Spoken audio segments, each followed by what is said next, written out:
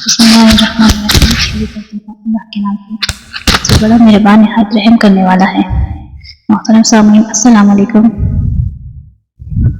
उम्मीद करती हूँ आप सब जहाँ भी होंगे खैरियत से होंगे। मेरे करीब पहुंचकर इसने अपनी बाहें फैलाई।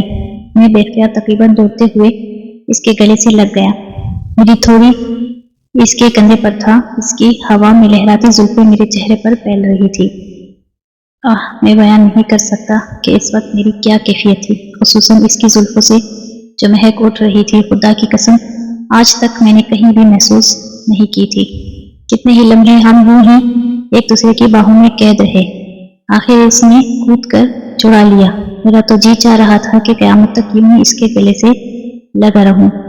मैंने इसका हाथ मोहब्बत और अकीदत से अपने हाथों में पकड़कर चूमते हुए कहा, मेरी मौसम समझ में नहीं आता आपका शुक्रिया किस तरह अदा करूं।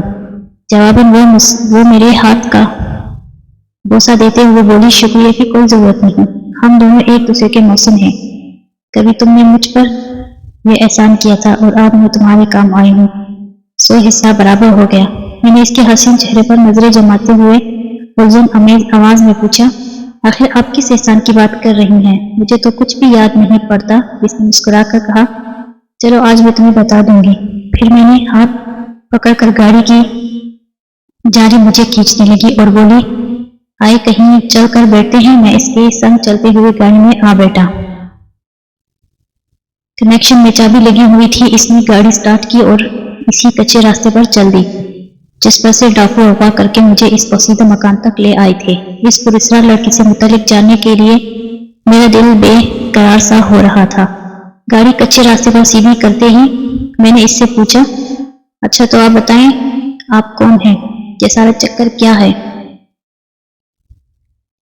और आप बार बार किसी एहसान की बात क्यों कर रही हैं? मैंने सारे सवालात एक ही सांस में कर डाले। वो चंद लम्हों के लिए मुस्कुराती हुई नजरों से मुझे गौर से देखती रही, फिर बोली, अभी नहीं, हम चल कर कहीं आराम से बैठ जाते हैं, वहीं सब बातें होंगी, ठीक है ना?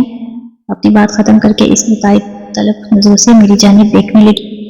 मैंने कहा, जैसे आपकी मर्जी। फिर मैंने खामोशी से नजरें विंडो स्क्रीन की इस बार फैली हुई कुछ सड़क पर मरकूज की। कहीं अलबत्ता मेरा दिल और दिमाग में ख्यालात का तूफान ठाठे मार रहा था।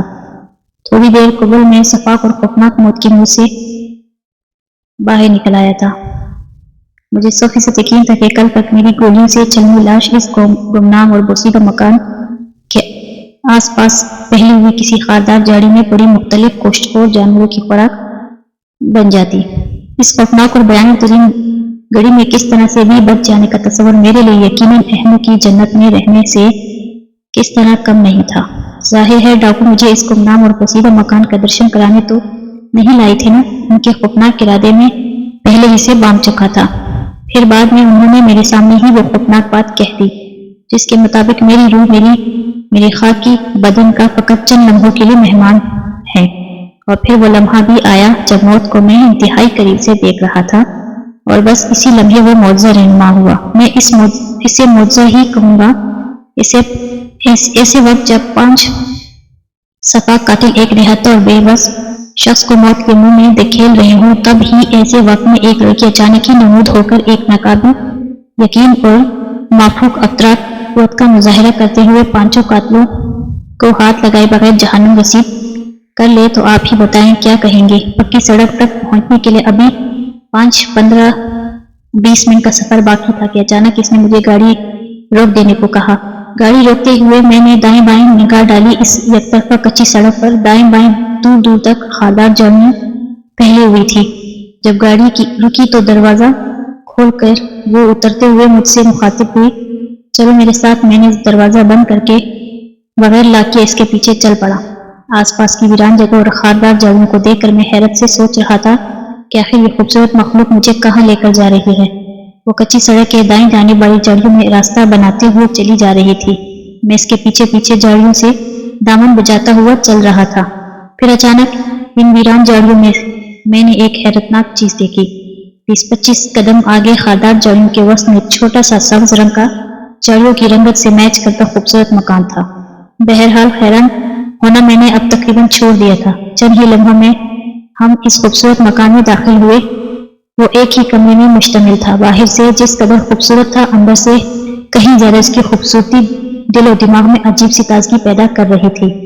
اندر ایک سجا سجایا اور انتہائی خوبصورت بیڈ روم تھا. وہ بیڈ پر بیٹھ گئی. میں ہچکچاتے ہوئے اس سے قدرے فاصلے پر بیٹھ جانا چاہا، لیکن اس نے میرا ہاتھ پکڑ کر اپنی جانب کھینچا. میں بے اختیار کسکا اور اس سے گھر کا بیٹھ گیا. ہمارے سامنے بیڈ کے قریب ایک چھوٹی سی خالی تپائی موجود تھی. پہلی نظر جب میں نے تپائی کو دیکھا تو اس کی سطح بالکل خالی تھی، لیکن اس وقت میں تقریباً اچھل سا پڑا جب اس کے اوپر پلک چپکنے میں کھانے پینے کی چیزیں نظر آنے لگی. اس نے مسکرا کر پوچھا، کیا کھانا پسند کریں گے آپ؟ میں نے کچھ نہیں کہا. کبھی اسے اور کبھی تپائی پر موجود طرح طرح کے کھانے پینے والی اشیاء کو دیکھنے لگا. مجھے خاموش پا کر وہ بولی، کافی پینا پسند کرو گے؟ میں نے اس بات میں سر ہلایا. اس نے ایک مگ میں کافی بھر لی اور پلیٹ آگے کی. میں چند منٹ دیکھتا رہا اور سکت میں چلا گیا.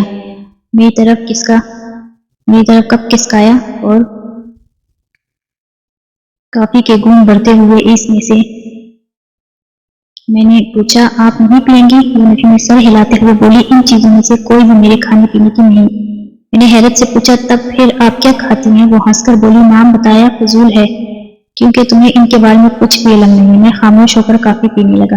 اس عجیب و غریب لڑکی کو میں جس قدر سمجھنا چاہتا تھا وہ اور زیادہ ناقابل فہم ہوتی جا رہی تھی. کافی ختم کر کے خالی مگ میں نے تپائی پر رکھ دیا. وہ مجھ سے مزید کھانے کی فرمائش کرتے ہوئے بولی، کوئی چیز اور لے آؤں؟ میں نے انکار کر دیا. میں سر ہلایا. پھر غور سے اس کی صورت دیکھتے ہوئے پوچھا، اب آپ پلیز میرے سوالات کا جواب دیجیے. اس نے فوراً جواب دینے کے بجائے چند لمحوں کے لیے ادھر ادھر دیکھتی رہی. پھر نظریں میرے چہرے پر گاڑ کے بولی، بابو صاحب، میں دراصل ایک جن زادی ہوں. مجھے اس کے جواب سے کوئی خاص حیرت نہیں ہوئی. ظاہر ہے اس پریشان لڑکی سے متعلق مجھے اسی قسم کے کسی جواب کی توقع نہیں تھی. وہ بات جاری رکھتے ہوئے بولی، جن دو مواقع پر اچانک پہنچ کر میں نے تمہاری مدد کی تھی، وہ جو کرشمے دکھائے تھے، وہ ایک انسان ہونے کے ناطے یقیناً تمہارے نزدیک وہ بڑے ناقابل یقین اور حیرت انگیز تھے، مگر ہماری جن مخلوق کی نظر میں وہ کرشمے ایک عام سی بات سے بڑھ کر زیادہ نہیں ہیں. اب میں تمہیں پس منظر والی بات بتاتی ہوں. یہ سوال تم نے بار بار پوچھا تھا کہ آخر کیوں کر یہ مہربانیاں تم پر ہو رہی تھی. جواب یہ کہ یہ مہربانیاں تمہاری ہی ایک مہربانی کے بدلے تم پر ہو رہی ہیں. یقیناً تمہیں وہ بات اب یاد نہیں، لیکن مجھے بہت اچھی طرح یاد ہے. ہماری جن مخلوق کو قدرت نے عجیب قوتوں سے نوازی ہے، جن میں ایک سحر یا جادو کا قوت ہے. جس طرح تم لوگ اپنے دشمنوں کو دوران جنگ ہتھیار سے زہر کرتے ہوئے، بالکل اسی طرح ہم لوگ ایک دوسرے پر دشمنی کے دوران جادو کا مہلک اختیار استعمال کرتے ہیں. میں بچپن ہی میں بھیانک دشمنی کا شکار ہو کر جادو کی وبا جکڑ میں گئی تھی.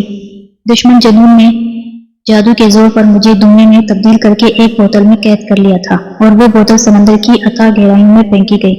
میرے قید کا بھیانک ترین پہلو یہ تھا کہ اگر اتفاق سے کسی کو وہ بوتل جس میں میں قید تھی مل جاتا اور وہ اسے کھول دیتا تو میں آزاد ہونے کے بجائے وہیں جل کر راکھ ہو جاتا اور میرا وجود اس دنیا سے مٹ جاتا. البتہ اگر ایسا ہو جاتا کہ کوئی بچہ یعنی انسانی ہو جس کی عمر 6 سال یا 6 ماہ یا 6 دن ہوتی اور جمعے کا دن ہوتا، اور وہ میری بوتل کھول کر اس میں اپنے خون کے 2 قطرے ٹپکا دیتا تو میں چلنے اور ختم ہونے کے بجائے ایک ہی زندگی میں داخل ہو جاتی. لیکن اس اتفاق کا امکان 100 میں سے 1% بھی کم نظر آتا تھا. مگر بہرحال قدرت نے اس ناقابل یقین اتفاق کا انتظام تمہارے ذریعے مہیا کر ہی دیا تھا. سمندر میں بہتے بہتے آخرکار ایک دم وہ بوتل ساحل تک پہنچ گئی. کتنے ہی دن وہ یوں ہی ساحل کے ریت پر پڑی رہی. پھر ایک دن جبکہ جمعے کا دن تھا، تم اپنے والدین کے ساتھ ساحل پر تفریح کرنے آئے ہوئے تھے. وہ ساحل علاقہ قدرے ویران سا تھا، زیادہ لوگ اس پر نہیں تھے. اسی کہانی کے 4th پارٹ میں ملتے ہیں. تب تک کے لیے اللہ حافظ.